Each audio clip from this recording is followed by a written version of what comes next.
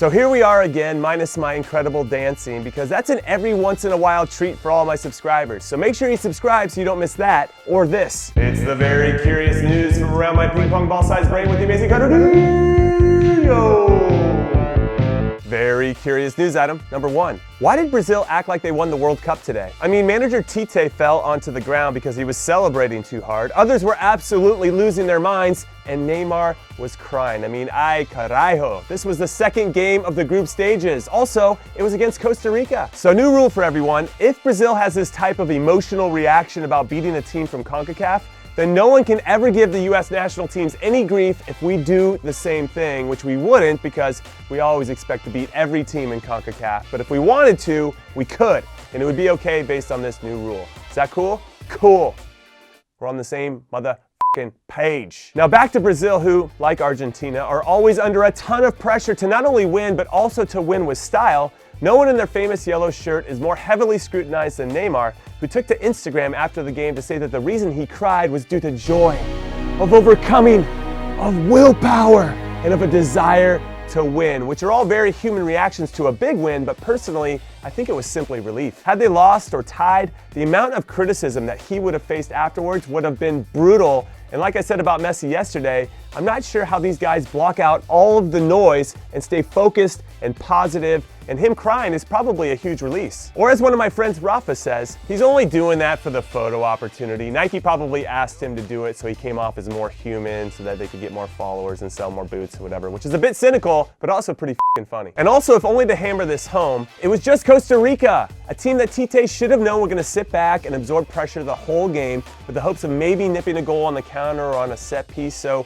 why did he roll out a Brazilian starting 11 that had a proper back four and 2 defensive midfielders? What was he doing? Channeling his inner Dunga? And if that's the case, that is never a good thing. Because in my humble opinion, he only needed 1 defensive midfielder because he could use that extra body to help provide better balance and spacing and support in tight areas in the attack, and a bigger body to get on the end of those hopeful crosses. Do you know the ones that I'm talking about, which always happen when a team is pushing for the late game winner? And the evidence that proved this theory correct was the fact that the game completely changed when Roberto Firmino came in for Paulinho in the 68th minute, especially when his header at the back post set up Coutinho's winner. However, I do want to balance out my criticism for Tite with some much-deserved praise, because his subbing out of Willian at halftime for Douglas Costa was a master stroke, because Douglas Costa was excellent, and I think Douglas Costa should start against Serbia in their last group game. So I appreciate Tite realizing his mistake and making a change. And actually, maybe Firmino should start as well, because I feel like the team did better when he was in. But Serbia is a better side than Costa Rica, so I'll understand if Tite wants to play things a little more safe for this one,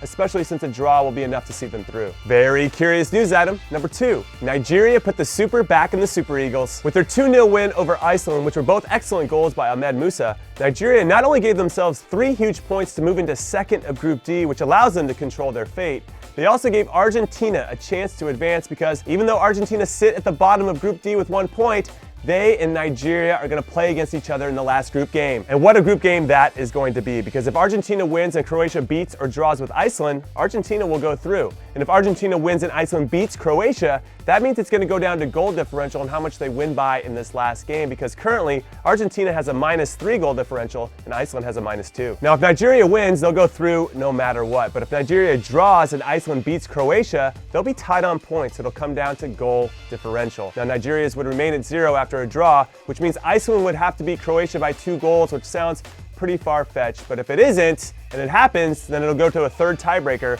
which is goals 4, and Nigeria have scored 1 more than Iceland. And if it's still tied after that, it comes down to fair play. No joke. Yellow cards are -1 point. Getting a second yellow, which leads to a red card, is -3. A yellow card and then a direct red card in the same game is -5. So I guess it does pay to be on your best behavior, potentially.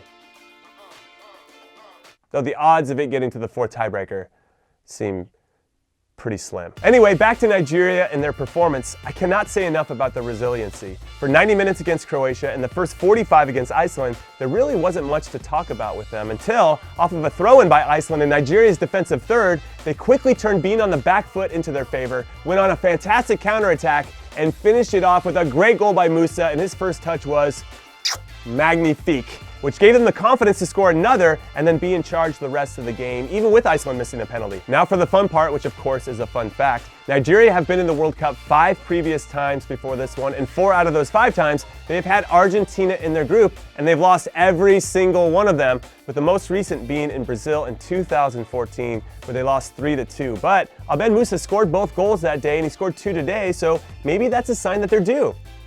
Or it's not. Maybe they're just due because they have a better team than Argentina, i.e. a team that has a ton of talent that actually plays for each other. So do you think Nigeria can do it? Or will Messi rise from the ashes and be the hero that we all know that he is? Either way, this could be my favorite last game of the group though. Iran-Portugal is a tasty one too.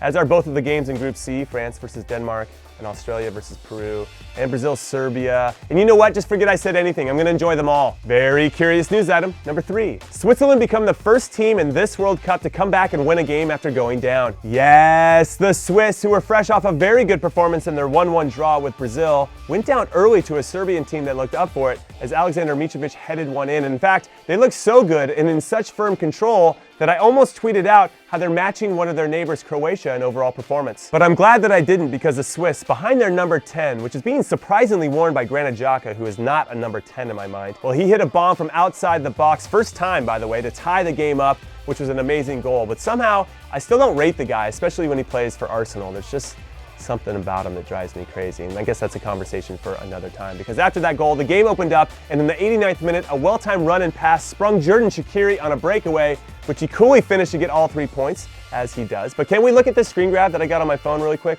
of Serbia's defensive team shape on Shaqiri's goal? They have 5 guys in the area to defend, and not one of them does. There's no pressure on the ball, and the last guy should never try to hold Shaqiri offside there. Just run with him, wait for help, and then see the game out. But instead, they took the L. That might be a J. And now Serbia drops to 3rd in the group, while the Swiss, for me, become the team in charge of the group because they have Costa Rica next, whereas Brazil and Serbia have to battle it out for their berth into the knockout rounds. So congrats to the Swiss, who, like Nigeria, showed some impressive resolve, and I wish them the very best against Costa Rica because the Ticos aren't going to want to go home without a win, so I expect them to play with a lot of pride.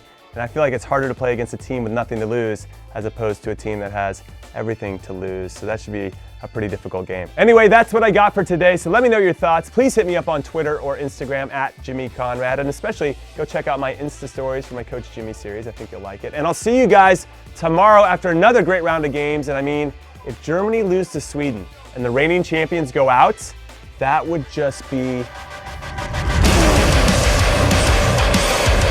crazy. Really crazy. All right, I'm leaving. Later.